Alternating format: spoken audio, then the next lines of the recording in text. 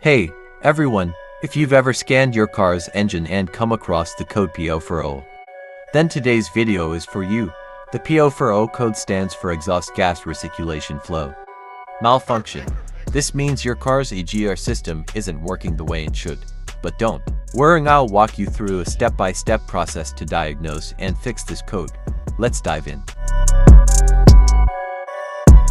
Code P0400 stands for Exhaust Gas Recirculation Flow Malfunction. This diagnostic trouble code can show up for reasons related to the exhaust gas recirculation, or EGR system on your vehicle. Faulty EGR valve, clogged EGR passage, disconnected or damaged vacuum lines, faulty EGR-related sensor, issues with the EGR control circuit, such as damaged wires or port connections. Illuminated check engine light, engine hesitation, difficulty in starting the engine, rough idling, reduced power or per acceleration, engine knocking or detonation, reduced fuel economy, an issue with the PCM, such as software in need of an update.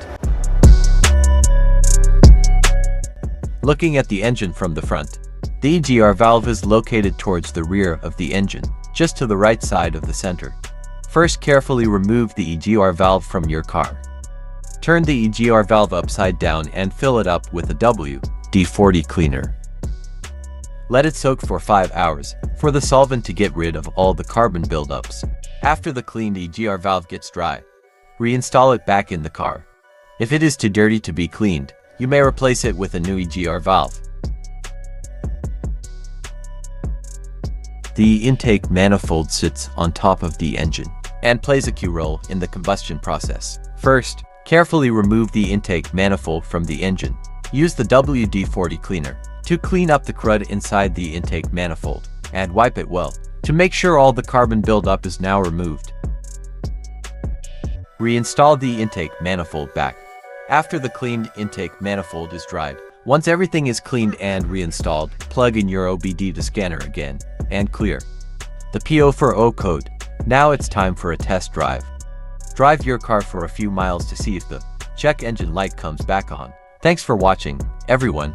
I hope this guide helped you understand and fix the P0400 code on your car.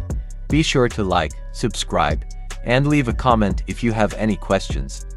And remember, tackling these kinds of repairs not only saves you money but also helps keep your car running smoothly. See you in the next video.